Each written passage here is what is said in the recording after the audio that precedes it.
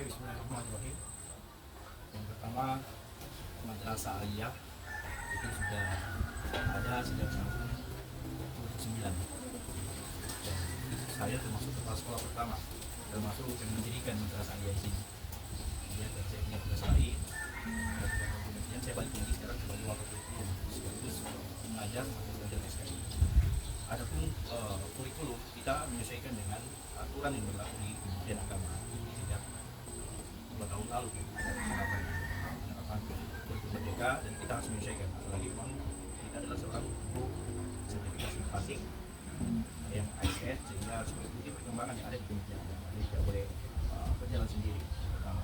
Kemudian yang kedua tentunya dalam penerapan kurikulum merdeka butuh penyesuaian tidak sekaligus proses tahapan-tahapan. Ada materi yang masih kita sesuaikan, ada metode yang masih kita sesuaikan. Ya, mungkin yang agak telat itu adalah perangkat-perangkat, dan kita harus menyesuaikan dengan yang ada sekarang, karena perangkat-perangkat kurikulum merdeka kan belakangan baru satu persatu dilengkapi, sehingga untuk download aja kadang untuk mencari materi-materi seperti kurikulum merdeka yang ada di SKI masih agak sulit, sehingga tahapan-tahapan itu yang kita coba lengkapi sekarang, sehingga sampai hari ini secara keseluruhan kurikulum merdeka sudah berjalan, tetapi masih banyak kekurangan-kekurangan yang harus, apalagi kami sebagai guru ya masih perlu kita pelajari, kita kaji lebih jauh betul metode bagaimana yang paling tepat untuk mengajarkan. Itu saja.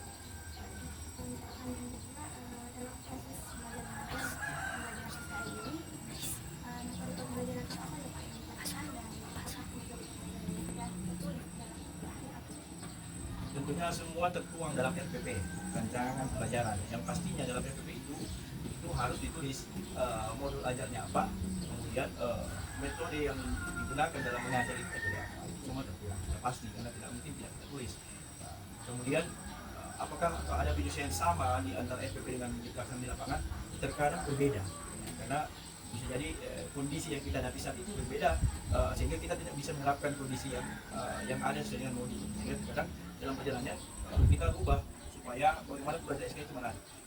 Menurut saya SKI ini termasuk pelajaran yang SKI membosankan, karena ini sejarah. Namanya sejarah itu kecuali orang-orang yang punya passion di situ, punya hobi, punya kecintaan dengan nilai sejarah, itu dia tertarik untuk belajar sejarah.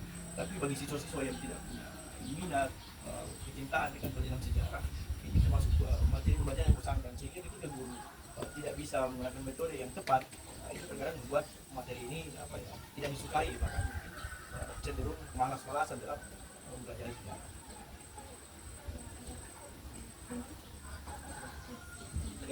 Oh gitu Pak.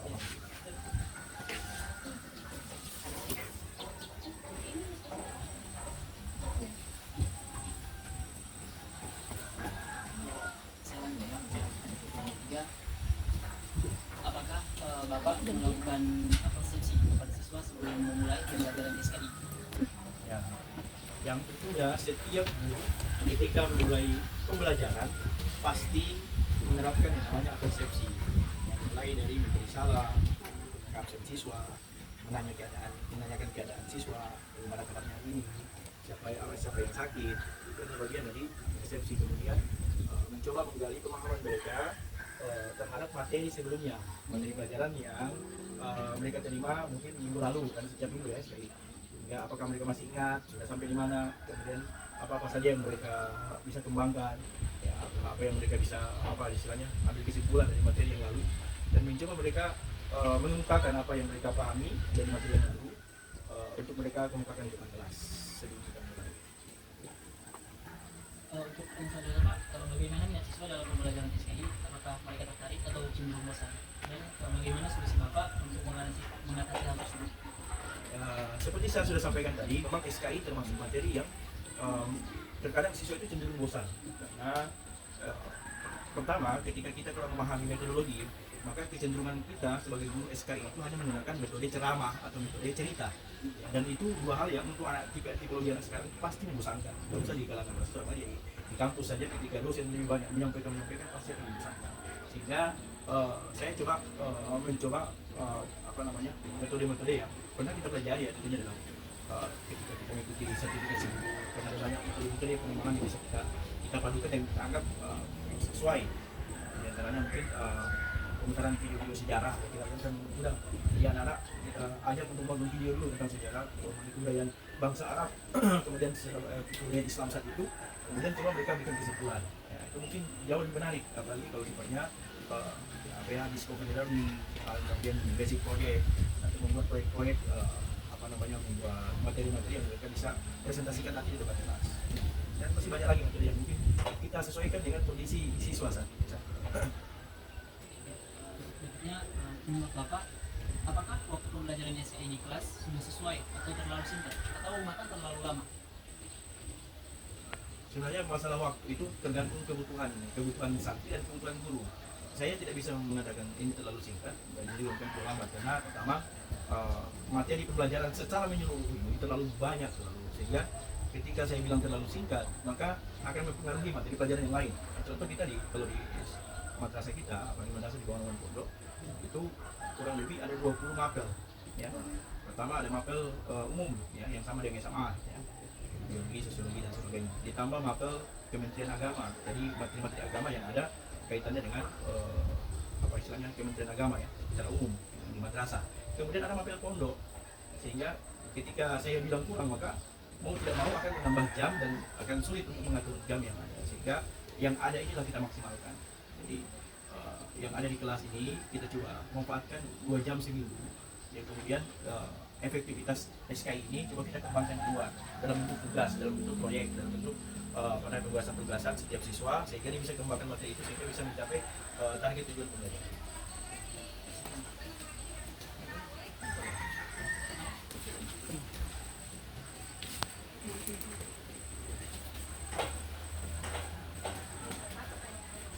Apakah fasilitas di sekolah ini seperti ruangan kelas sudah memadai untuk melaksanakan proses pembelajaran mengajar? Ya alhamdulillah sampai hari ini antara jumlah siswa dan kelas itu sudah memadai, cukup memadai. Tambah fasilitas yang sudah mulai dikembangkan dan ditambah ya. Seperti LCD, kemudian laptop, komputer, dan kita punya wifi sehingga yang sendirinya memudahkan anak-anak ketika ada tugas sekolah kita bisa menugaskan anak untuk mencari materi-materi tambahan di luar buku pelajaran yang ada. Bentuk soal apa saja yang Bapak berikan untuk mengevaluasi siswa pada mata pelajaran SKI? Ada banyak bentuk-bentuk soal. Yang pertama bisa dalam bentuk soal-soal lisan, memahami, menanyakan secara langsung, secara menyeluruh di kelas tentang pemahaman mereka tentang apakah temanya atau tentang tokoh, tentang sosok apakah mereka mengenal sebelum ini kita memberikan penjelasan atau menjelaskan ke mereka tentang tokoh tersebut. Atau yang kedua dengan metode tanya jawab, kita bisa baik guru dengan siswa atau siswa dengan siswa, atau kita mengembangkan dalam bentuk soal objektif yang kita laksanakan setiap pertengahan semester dan semester, dan bentuk soal esai pertanyaan yang cuma mereka jawab sehingga dari situ kita bisa memahami sejauh mana pengetahuan mereka tentang materi atau sampai di mana pemahaman mereka tentang materi.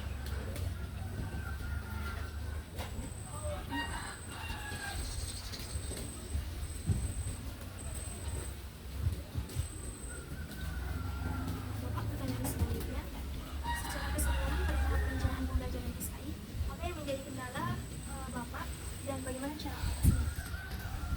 Jadi di antara kendala yang kami hadapi dalam perencanaan itu pertama dari kurikulum itu sendiri. Jadi kita terjadi beberapa kali perubahan kurikulum sehingga guru-guru kita di sini dengan mengejar administrasi kurikulum bersama yang selalu berubah-ubah. Jadi kembali ke depan sehingga ya secara tahapan kita tidak menyesuaikan. Mungkin terkadang sudah jalan tapi belum semuanya bisa kita terapkan karena kita baru penyesuaian. Ini walaupun masalah ini harusnya dipikirkan dari atas. Di mana kurikulum itu tidak berubah-ubah setiap tahun. Ada aturan baru, ada yang baru, diubah lagi susunan SPP-nya, susunan ini karena berubah sehingga itu memakan waktu dan mau tidak mau guru juga harus mengikuti perkembangan yang ada. Dan itu tidak mudah. kendala-kendala itu harus kita tahu ketika kita mengajar dan kita tahu ini seperti ini.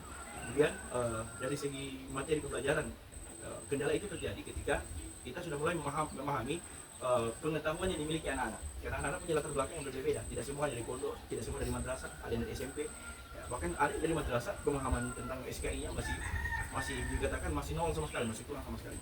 Kalau kita bicara tentang kebudayaan Islam, bahkan tentang sejarah Islam yang dasar, yang fundamental dalam ajaran kita pun banyak anak-anak kita yang tidak paham. Sehingga saya terkadang ketika mengajar seringkali memadukan antara sejarah Islam dan sejarah kebudayaan Islam, karena beda antara sejarah Islam dan sejarah kebudayaan Islam. Kenapa? Karena kalau sejarah kebudayaan ini membicarakan tentang simbol dan nilai, ya, tidak mengajarkan tentang bagaimana sejarah agama itu sendiri, sejarah Islam itu sendiri. Sehingga pertama kali dibawa oleh Nabi Muhammad SAW. Bahkan banyak dari santri-santri atau siswa kita yang tidak mengenal sosok Nabi Muhammad secara utuh, karena video tidak foto memahami video dan nanti memahami. sesekali foto. Sehingga secara keseluruhan pada tahap pelaksanaan pembelajaran SKI, apa yang menjadi kendala Bapak dan bagaimana cara mengatasinya juga?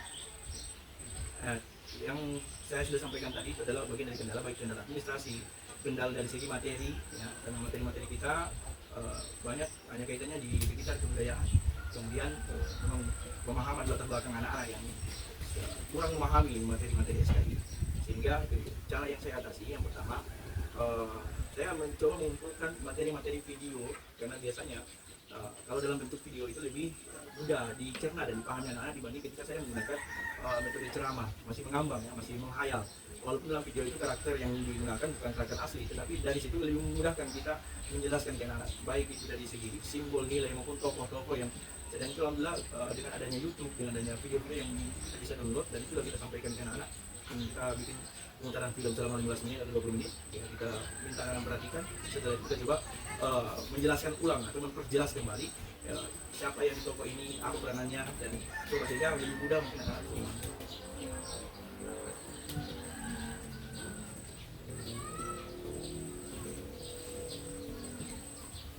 Jadi untuk pertanyaan selanjutnya, secara keseluruhan pada tahap evaluasi pembelajaran SKI, apa yang menjadi kendala Bapak dan bagaimana cara mengatasinya?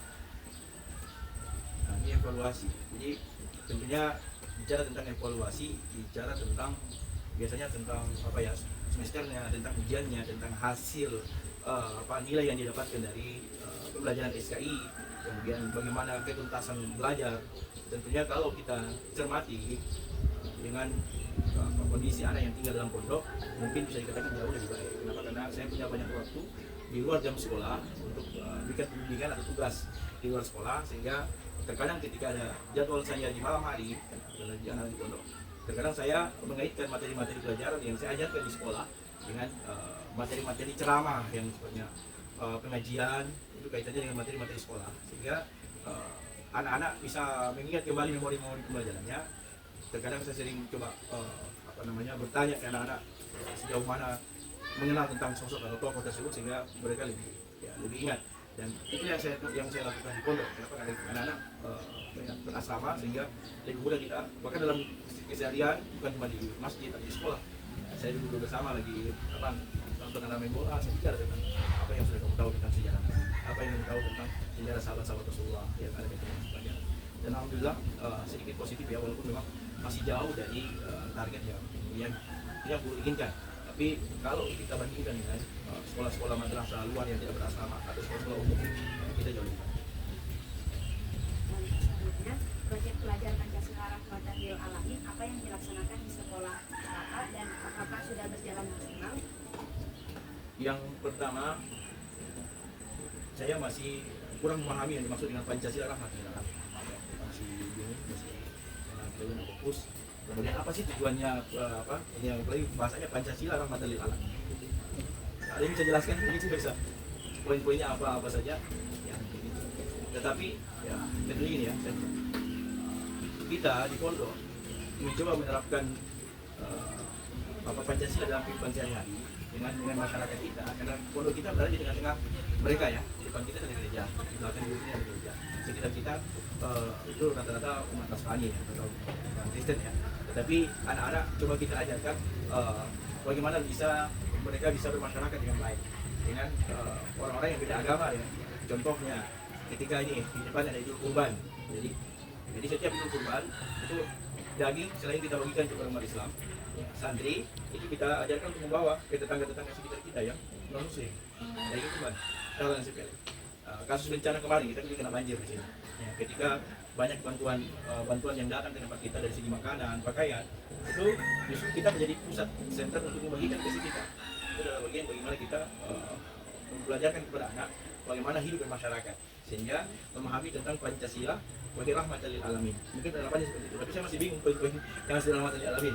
Ya, tapi dalam penerapan sehari-hari ya, kita tidak menutup mata dengan hal seperti itu. Bahkan dalam beberapa kegiatan, kalau di atas kegiatan gereja itu ada kegiatan Paskah, ya. Kadang pihak gereja itu meminta tempat parkiran di pondok. Ya kerjasama itu tetap berjalan dengan baik, tapi kita bisa memahami batasan-batasan. Kita tidak terjebak dengan apa ya, kalau bahasa kita adalah toleransi yang kebablasan. Bagi kita jelas bahasa toleransi yang diajarkan Nabi dalam surah Al-Kahfi, lakum dinukum waliyadin. Ya, kita cukup tidak mengganggu ibadah mereka, kita cukup tidak mengusik apa ajaran-ajaran mereka. Itu adalah bagian dari toleransi kita. Tidak perlu kita masuk di dalamnya, tidak perlu kita bergabung di dalam mereka, kegiatan mereka. Itu justru nanti akan memperkeruh bagi kita. Inilah pondok kita ketika kaitannya dengan masyarakat, mereka butuh lokasi kita untuk itu kan tidak kaitannya dengan agama, itu kaitannya dengan kehidupan masyarakat. Silahkan kita dipakai untuk tempat parkiran dan sebagainya. Atau terkadang anak-anak melakukan proses kerja bakti sosial bersama kelurahan, gitu kan, bersihkan sekitar depan pondok, depan gereja. Hal-hal yang seperti itu kan tidak kaitannya dengan kehidupan masyarakat. Tambahan dari saya juga masih belajar. Kejadian masih belajar, untuk pemahamannya masih banyak kurang. Saya juga mengkaji dari berbagai hal, dari kitab sejarah. Kalau kita cuma menggunakan literatur yang disiapkan oleh negara lewat Kementerian Agama, tentunya wawasan anak-anak terbatas. Apalagi kalau cuma materi-materi itu, terkadang saya bingung sebenarnya tujuannya SKI itu mau kemana? Memperkenalkan budayanya bukan sejarahnya, lebih ke kebudayaannya, lebih kepada simbolnya. Ya, di satu sisi saya memahami Islam sebagai agama dan Islam sebagai budaya, itu sekali dana.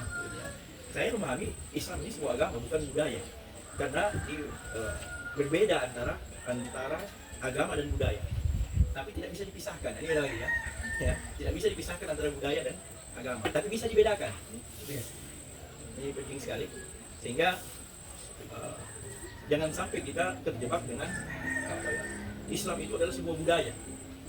Kalau seandainya Islam itu adalah budaya, maka Islam itu akan sulit diterima negara lain, karena budaya yang melekat dengan Islam itu budaya Arab. Ya. Tapi mengapa materi pelajarannya itu muatan-muatan nilai dan simbol atau budayaan itu lebih besar dibanding nilai sejarah Rasulullah. Ada sedikit sekali muatan MKS itu cuma 5%. Bahkan karena saya ulang-ulang, mereka tidak paham. Saya mulai dari silsilah Nabi, ya, tidak usah jauh-jauh, silsilah Nabi dari Nabi Ismail yang ada 30 ini, anak-anak tidak paham. Apalagi kalau saya bilang, coba sebutkan silsilah Nabi dari Nabi Adam. Tapi alhamdulillah kemarin saya ajarkan ada anak-anak kita yang bisa hafal silsilah dari Nabi Adam sampai. Ya, jadi atau minimal kalau di pondok ya, kalau seperti kita Jakarta kemarin, sebenarnya pelajaran anak itu mengenal silsilah di TK itu 7 turunan Rasulullah dari kakek yang ke-7. Muhammad bin Abdullah bin Abdul Muttalib. Itu harus dia kuasai. Kemudian saya mencoba mengambil dengan materi-materi sejarah-sejarah seperti Sirah Nabawiyah, Tarikul Islam, yang buku pondok yang berbeda dengan buku pondok dari kitab-kitab asli, kitab-kitab sejarah asli. Itu saya coba kasih masukan muatan-muatan itu. Dan ternyata kalau kita bicara tentang sejarah, jauh lebih menarik ketika saya bicara tentang bagaimana politik zaman Umar, bagaimana politik zaman ya, karena kita lebih diarahkan ke sana. Bicara tentang pengembangan Islam. Tapi bagaimana nilai-nilai Islam yang dibawa oleh Umar, oleh Abu Bakar itu jarang dibicarakan. Bahkan bagaimana sholatnya, bagaimana ibadahnya ini. Ya. Tapi ketika saya mengangkat tentang sejarah-sejarah mulai Nabi, bagaimana itu justru menarik anak-anak. Dibanding kalau materi yang kita pentingnya guru banyak memahami di luar itu. Sehingga perlu membuka-buka kitab yang lain. Saya punya pengalaman. Karena saya di kampus dulu pernah ketua lembaga dakwah. Ya. Dulu saya gitu kan dulu dakwah. Dulu saya bikin pembinaan. Saya ketua HMJ dulu kan tadi. Dulu HMJ namanya, himpunan mahasiswa jurusan. Kalau dulu istilahnya ya, pada sekarang apa? BEM, Presiden HMS. Iya, ketua HMS. Dulu HMJ. Saya bikin desa binaan sebenarnya. Dulu mengapa saya bikin saya sempat cuti 4 tahun sebelum selesai. Jadi 4 tahun. Jadi, saya cutinya cuti kuliah. Kenapa? Karena waktu dulu ada dalam kegiatan di kampung ada pertanyaan yang saya tidak bisa jawab. Padahal waktu itu saya sudah mau skripsi, saya malu sebagai mahasiswa, saya malu sebagai ketua LDK. Ketika ada permasalahan agama di masyarakat, saya tidak bisa menjawab. Kalaupun saya bisa menjawab, khawatirnya nanti jadi sotoy, sok tahu. Jadi semua kegeru. Ya, dari situ saya ingin belajar lebih jauh tentang makanya kemarin ketika ada terdengar ada kegiatan daurah lugawiyah yang diadakan oleh Al-Muqabbatul Abi Suria itu. Di sini waktu di model, hanya saya ikut dan di antara 50 peserta hanya 5 yang lolos dan dibiayai oleh Kementerian Saudi termasuk saya. Dulunya saya terpikir di Saudi langsung, tapi ternyata kemarin penempatannya kemarin di Jakarta, perwakilan di Jakarta. Gitu. Tapi alhamdulillah ilmunya sama, karena mesin-mesinnya juga dari Sudan, dari Mesir, punya apa biasa Muhammad itu saya banyak belajar. Dia kembali saya sebenarnya berkembang apa yang enggak. Walaupun di sisi lain dari segi apa jenjang pendidikan saya tertinggal dari teman-teman saya dari Australia mereka sudah jadi dosen. Tapi saya pikir mereka punya ranah sendiri, kita punya sendiri, saya coba mengembangkan produk dan sebagainya itu sama besarnya gitu. Kita bukan soal detail, bukan soal bagaimana pengetahuan itu bisa sampai. Bahkan dalam sejarah saya lagi mencoba mempelajari tentang era Renaissance, era pertengahan, masa kegelapan Eropa. Jadi kalau anak-anak sering kalau biologi ajarkan tentang siapa itu Darwin, siapa itu kan, saya justru tidak pakai lagi, saya paling malas pakai dari orang. Karena kenapa? Sebenarnya di era Renaissance itu paling banyak sekali ilmuwan-ilmuwan Islam. Kenapa kita diperkenalkan dengan orang-orang yang ya berbeda agama dari kita? Bukan berarti tidak boleh kita pelajari. Kalau ada yang seakidah dengan kita, kenapa kita tidak tahu? Yang anehnya, orang sebagai umat Islam sendiri tidak tahu ilmu Islam. Anak-anak ditanya tentang Ibnu Sina. Makanya kalau ada waktu saya ajarkan, coba cari tentang Ibnu Sina apa saja ilmunya. Karena Ibnu Sina oleh orang Eropa dikenal dengan bapak ilmu kedokteran. Dia punya kitab namanya Al-Qur'an Aktif, dasar-dasar ilmu kedokteran. Bukunya ditulis jelas dan masih dipakai oleh dokter seluruh dunia sekarang. Tapi dalam kitab mereka tidak lagi ditulis Ibnu Sina. Kira-kira ada yang tahu? Saya pernah buka Pepnisena. Iya. Sama dengan Ibnu Hajar. Ya, itu ada Ibnu Hajar. Bahkan sekarang dibuatkan sebagai sekolah. Ibn Hajar itu Ibnu Hajar. Iya, kan bisa malu. Saya berbicara dengan guru di Indonesia, saya bilang Ibnu Hajar itu ilmuwan Islam. Dia kaget, dia bilang saya coba buka. Ya, dari mana ejaan itu? Ibnu Hajar. Torsina. Apa Torsina? Torsina itu bukit mulia, bukit yang tempatnya Nabi Musa berdoa kepada Tuhannya. Diabadikan dalam surah At-Tin. Watin, watu di sini. Dan bukit Torsina. Kenapa gereja Torsina? Jadi saya coba banyak orang ilmuwan, sampai bikin mesin mobil. Umat Islam, siapa yang menemukan pesawat? White saudara bukan. Saya tidak pernah kenal dengan saudara. Coba cari kaji siapa itu Ibnu Firnas. Ibnu Firnas manusia yang pertama yang diakui oleh dunia, manusia yang pertama terbang di atas angkasa. Dia yang menulis teori tentang bagaimana bisa terbang. Firnas. Ada Al-Jazar itu menemukan mobil, mesin. Jadi orang bisa bawa ada mobil, ada pesawat dari Al-Jazar. Belum Ibnu Khaitam, ini handphone yang dia pakai. Penemunya dari Ibnu Khaitam.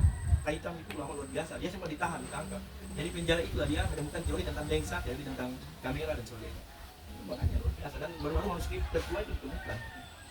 Karena ada kekosongan ketika zaman Aristoteles sampai ini, orang Barat tidak bisa mengembangkan apa pemahaman dasar yang diberikan oleh Aristoteles, Plato, dan sebagainya. Tidak bisa mengembangkan. Lain umat Islam di pertengahan ini, umat Islam yang mengembangkan itu yang bisa. Ya, kemudian oleh orang Eropa dikenal dengan Renaissance, era kegelapan. Orang gelap memang, orang buta, saat itu berkembang buta segalanya. Islam berkembang saat itu. Sampai kan di Spanyol itu ada satu kota namanya Andalusia. Andalusia itu di situ universitas pertama dan terbesar di dunia. Karena banyak sekali jurusan. Ada namanya Baitul Hikmah. Ini yang saya yakin biar anak ini maksudnya biru. Makanya saya selalu ajarkan biar anak. Sekarang mau dicari sekarang. Materi-materi seperti ini jarang orang angkat kepada kita. Kita kembangkan. Kita bahkan sebenarnya ilmu itu kita ambil kembali apa yang sudah dicuri oleh mereka. Jadi ada kasus kenapa saya lebih katakan dicuri. Nah itu ada kasus Genghis Khan, ada ya Kamal Mustafa Atatürk yang di Turki yang jasadnya itu tidak terima bumi. Dia kan pengkhianat yang memimpin pergerakan yang membumi hanguskan Turki dan Irak. Ya, ada kaitannya dengan itu misi itu pendidikan tadi. Jadi maktabah terbesar di Irak dibakar, dibuang sebagian kitab-kitabnya di laut di laut yang sungai besar. Iya, namanya Mesopotamia. Jadi Mesopotamos tuh, jadi sungai hitam. Nah, dari situ kemudian mereka membawa seakan-akan kita ini belajar simbolnya ke barat, Nah, ini hingga pikiran, maaf sih, karena dari SD saya hafal sekali tuh, guru saya bilang Thomas Alva Edison, teori Darwin. Sekarang maaf saya tidak pakai lagi. Saya bilang coba kalau ada teori yang disampaikan oleh Islam itu jangan pakai, karena itu lebih jelas. Dan saya yakin teori itu bahkan jauh